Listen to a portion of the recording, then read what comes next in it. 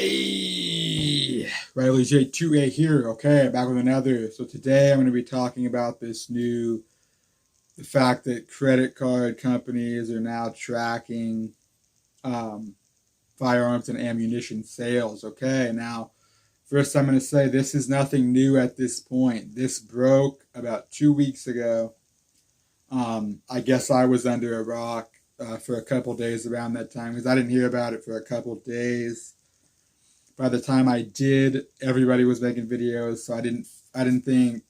I figured that if you're in the Second Amendment community, you've already heard this information from someone else. So I figured I'll just sit back, keep an eye on this, and let this kind of develop, and then I would make a broad strokes kind of roundup of the situation.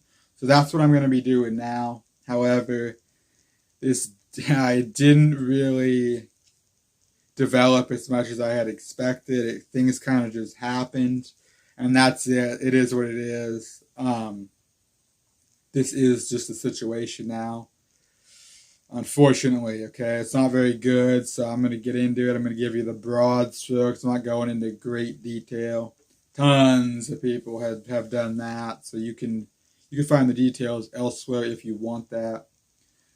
But here's the broad strokes. The Amalgamated Bank, along with some anti-gun groups and some anti-gun politicians, have petitioned the International Organization of Standards to create a new merchant category code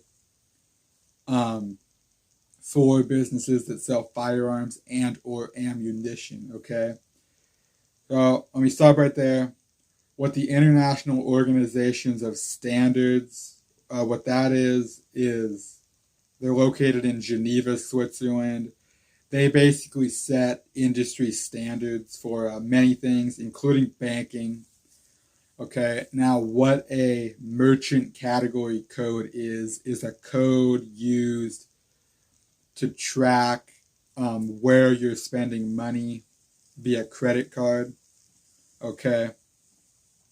So basically, beforehand, the merchant category codes around firearms, they were pretty vague. They didn't necessarily tell these banks or companies.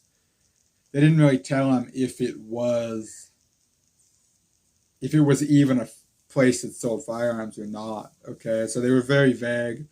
Anti-gunners couldn't use that, of course, so they wanted to make changes. So, getting back into it, the Amalgamated Bank, along with these anti-gunners, petitioned the International Organizations of Standards to create one merchant category code specifically for companies that sell firearms and or ammunition. Okay, they've been working on this for a while. The International Organization of Standards did finally for them. Obviously, I don't agree with this. But they finally said, oh, okay, we'll make a new code and we'll approve a new code. Okay, so they did that. There is now a new merchant category code for firearms and ammunition companies that sell those. Okay, so now the credit card companies, they didn't have to take this up.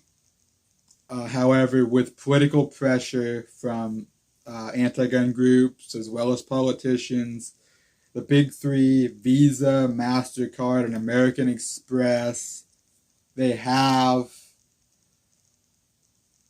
adopted and taken up these new merchant category codes. Okay, so that what this means for you is that if you are buying anything at a location that sells firearms or ammunition, that is going to be the bank is going to know that. Okay, and from there they could deny you the purchase, or They could flag you as making a suspicious purchase. Okay, there's that all too familiar anti-gun language. Suspicious purchase. Okay, they could flag you with making a suspicious purchase. Give that information to law enforcement. You could be investigated as a domestic terrorist, as a mass shooter. Okay, and these codes, they only say if the location sells firearms or ammunition. Like, let's take, for example, Cabela's, okay? Cabela's Sporting Goods. Tons of things you might buy there other than firearms or ammunition. This doesn't distinguish, okay? So let's just say, hypothetically, you're an individual who's really into camping. Your basement flooded. All your camping gear ruined, okay?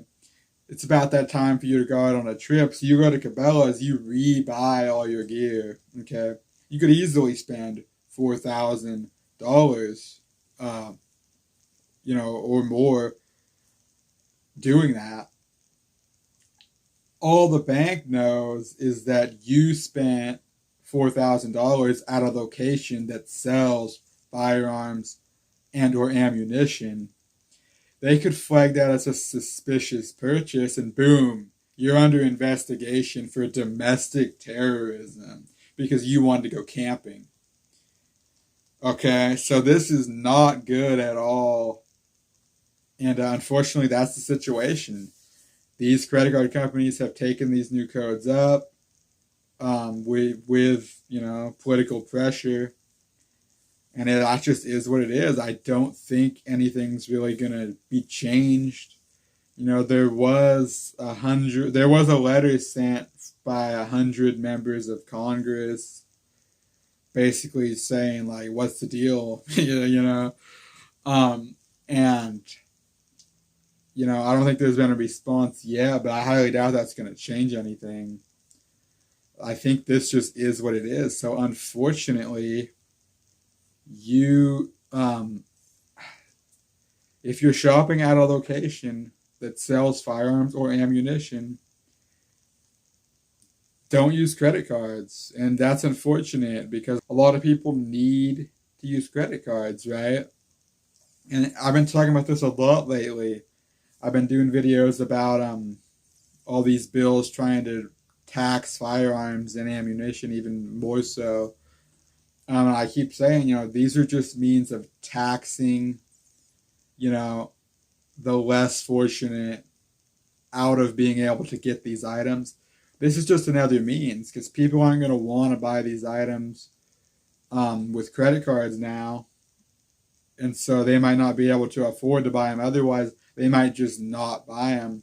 So, yeah, this is a big infringement on the Second Amendment. This is just all around bad. Nothing good is going to come from this.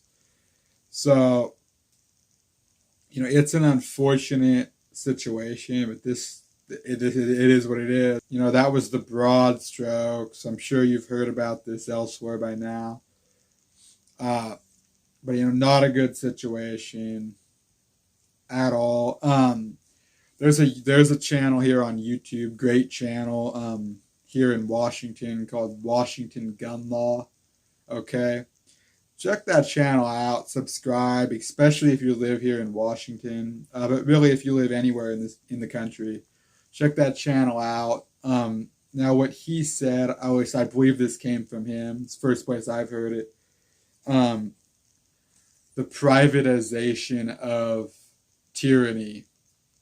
That's what this is. That's what we're looking at. Well, we've seen it elsewhere. UPS, FedEx, other companies. They're being pressured into making extremely anti-gun policy changes. And it's just not good at all. It's very un-American. And like I said, it is what it is.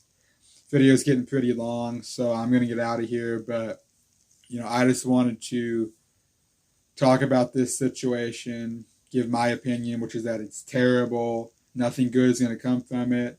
And you probably better just not shop at these locations using credit cards, unfortunately. Especially at a time when so many people really need to do that.